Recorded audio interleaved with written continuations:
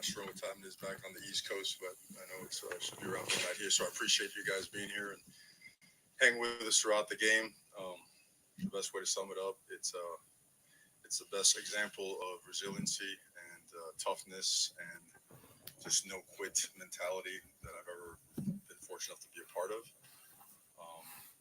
The game was 35-10 at one point, and all that you saw was guys saying, "We're going to do this, because we can do it," and they did, and just kept clawing and scratching. The defense started, holding up, getting us the ball back, and well, you guys saw the rest. So I'll just go right to questions.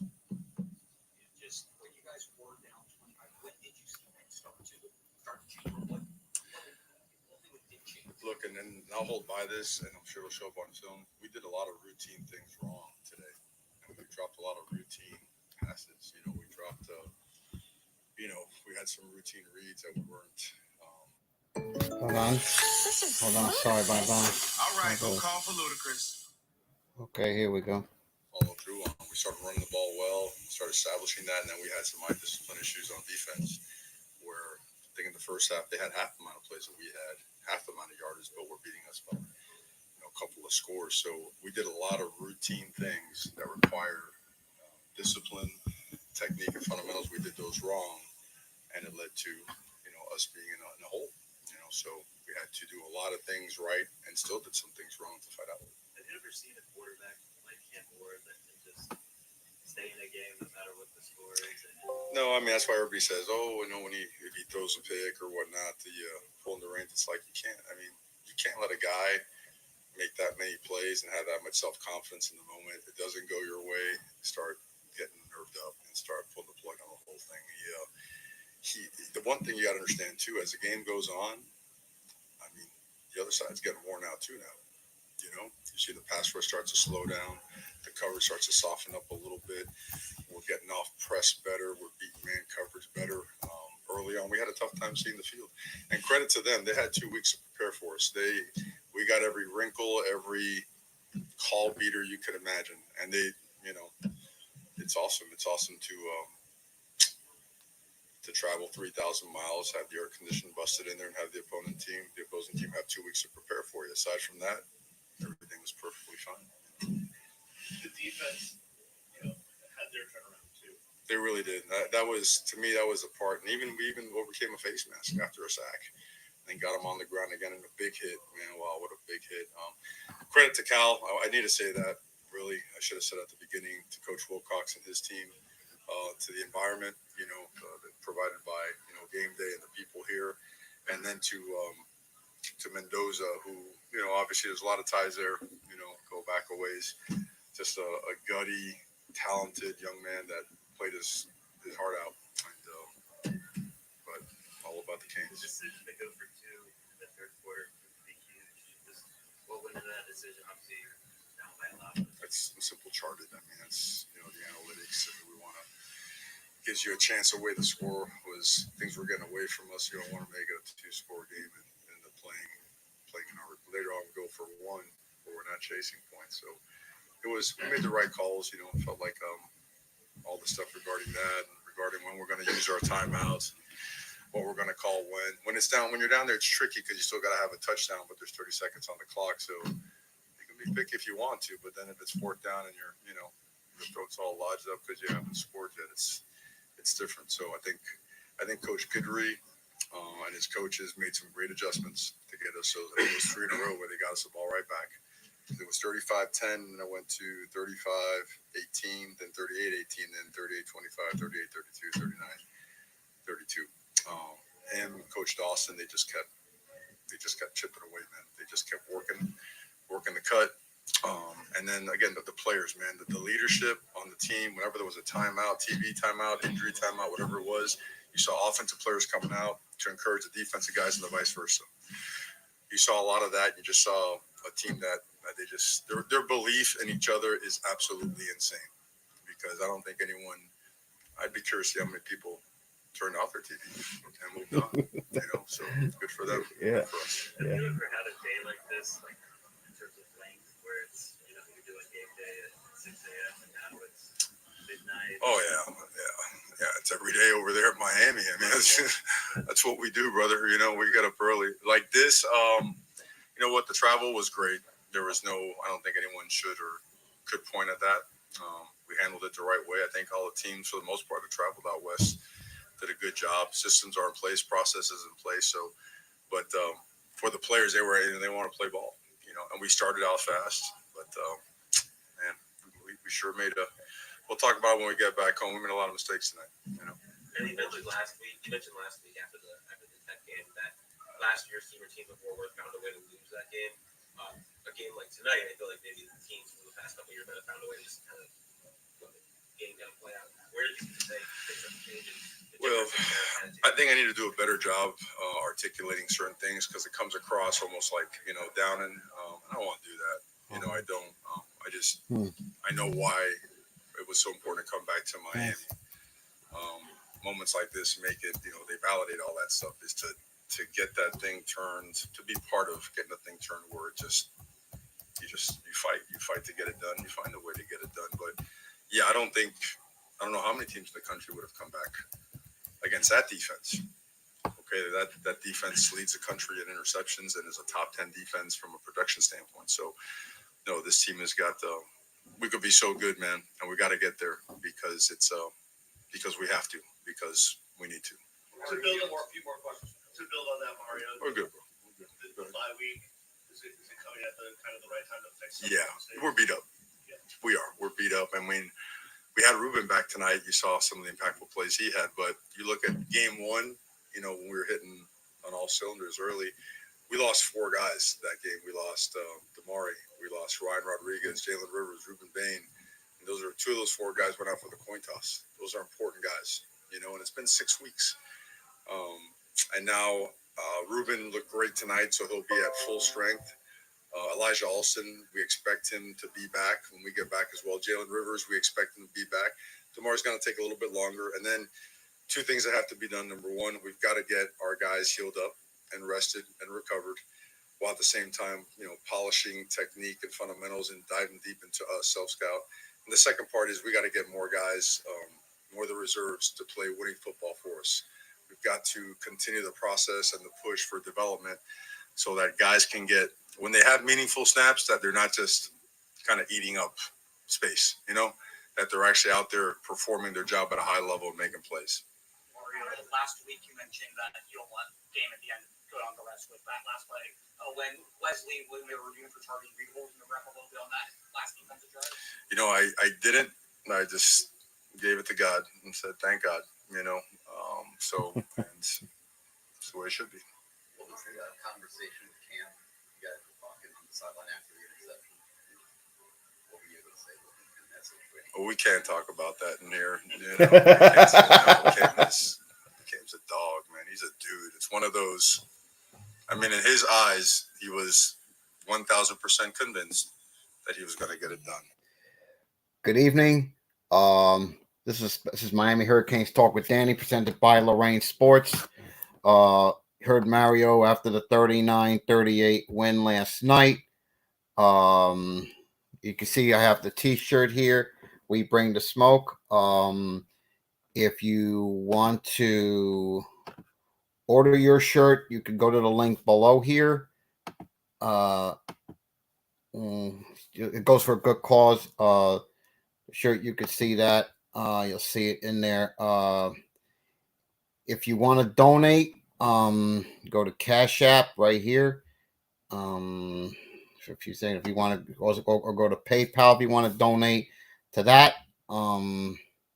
Also, Canes Connection, go to canesconnection.com and become a member today. This is where I got it from, the good folks at Canes Connection. Please join them to get good insight on that. Take on last night's win. All I can say is wow. I can tell you this. It was a wow moment. And I want to get a couple things. Let's address a couple things last night. One, 39-38 Canes win last night. I'm going to give you my thoughts on the game. Someone mentioned this to me earlier today, and I tend to agree with the following on that. Let me see. I had it here earlier. Hold on, I had it here a little earlier. Canes back in Miami. They got back early this morning. Yeah, concerning a couple things. Got beat off the edges there. We do have to fix a lot of things here. Defense, I'm a little concerned about. I want to address that first. The big plays, they continue to hurt our defense in ACC play. Cal did a very good job of putting our secondary to the test early on in the game. I also did not like the fact there was a lot of miscommunication on the field last night between Harris and Hill. That led to the first touchdown to the tight end, and tight ends have been a big problem for us this year, and it has been really for the last few years. The 4th and 1, we give up a 66-yard TD pass from Mendoza to Ott.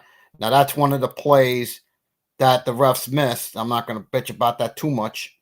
Where Ott may have stepped out of bounds, but a little disputable on that. But hey, they got the TD.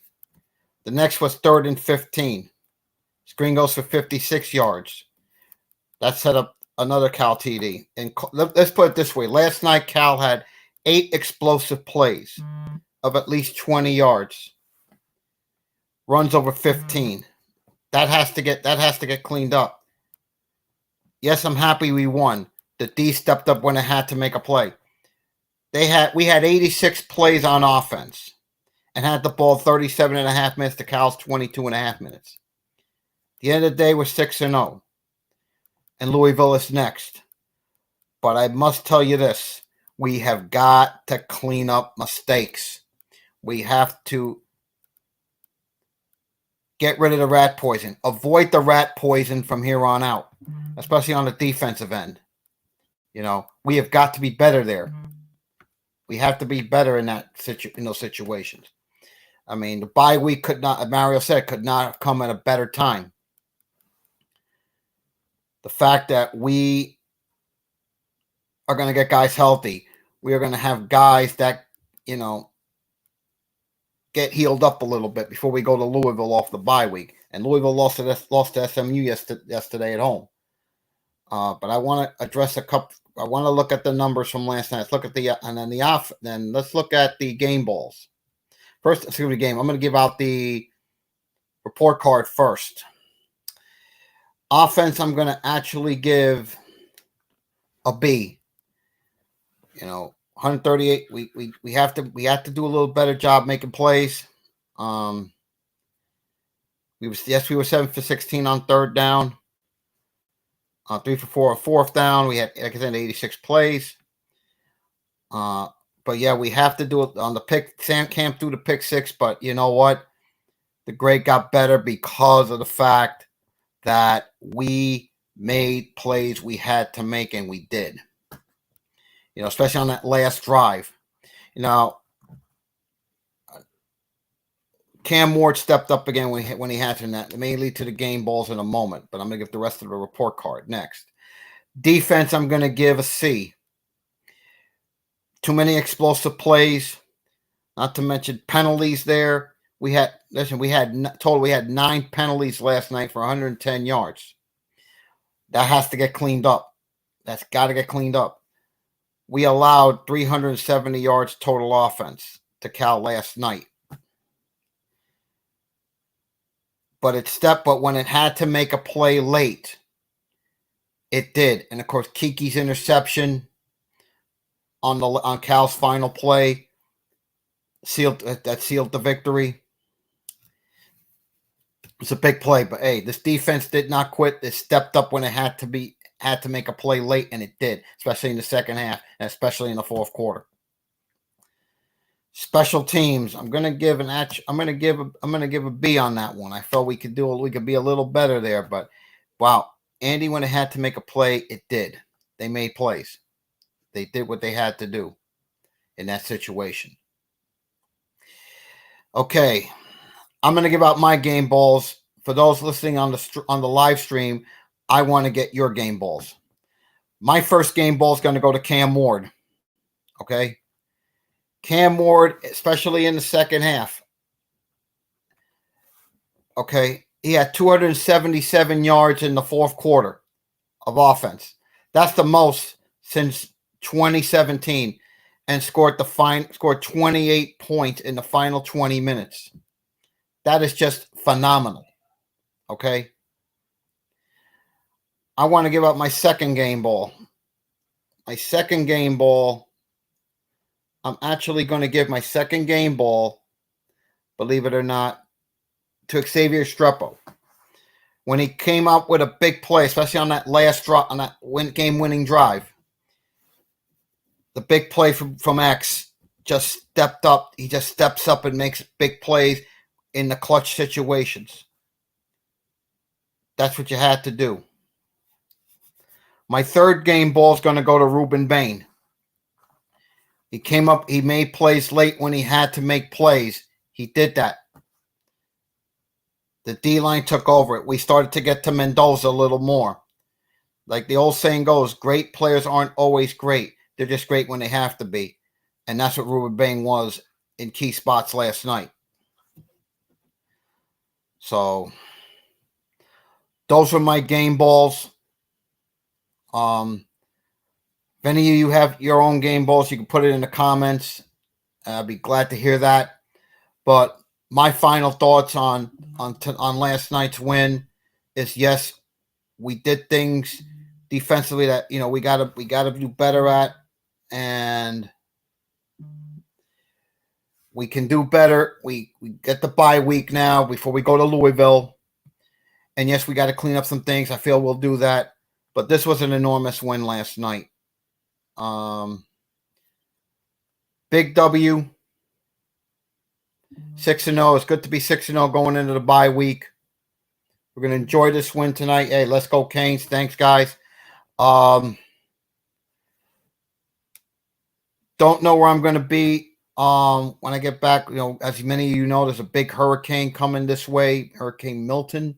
For those of you in the peninsula, that in the Tampa Bay area, in Orlando, or throughout Central and South Florida, if they tell you to leave, please do that. This is very serious.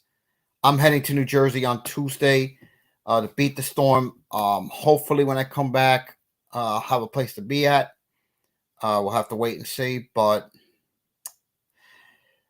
big win. Nice to enjoy the bye week. God bless you all. Go Canes. And have a good rest of your Sunday night. And we'll talk soon.